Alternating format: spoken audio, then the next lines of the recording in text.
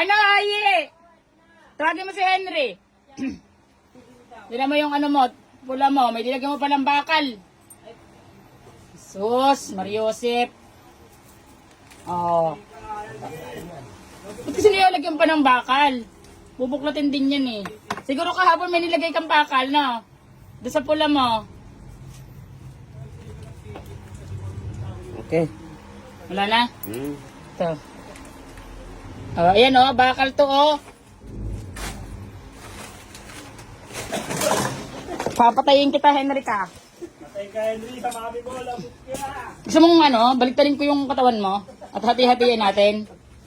Ha? Henry? Oh, wala naman timbang.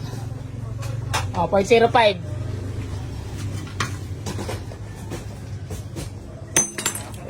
Mabait pa ako niyan kasi nakakamera tayo. Kasi kung hindi yon, napukpok natin ang tubo. Joke, Lemeng. Benta serye for today's video. Ang aga ni customer at ito ang kanyang binenta. Sinakay lang niya sa tricycle. Etong parisan niya.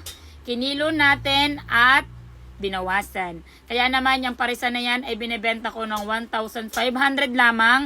Hindi namin kakatayin nito at ibibenta muna namin. Walang bumili ng sidecar na ito kaya katay pa rin. Pero ang dami na nagpa-reserve ng mga parts na yan. Kagaya ng tinuro ko na yan sa harapan.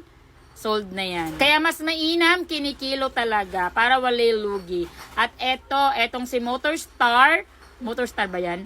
Ay hindi rin nabenta kaya naman ipa-parts out din natin. Kaya etong mga gulong, sold na rin yan. Hindi pa nga natin chop nito.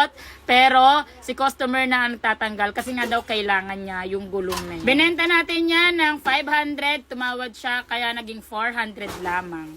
O diba? Kay ganda pa niyan. Kaya yung may kailangan ng mga parts ng Motorstar, ayan, punta lang kayo dito sa junk shop ko at kunin niyo yung mga kailangan yung parts. Etong mixer na ito ay sold na po.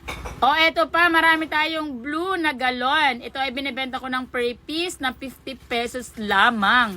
Magkano yan sa Cavite? Ang mahal-mahal yan, 180 ata. Sa akin, 50 pesos lamang.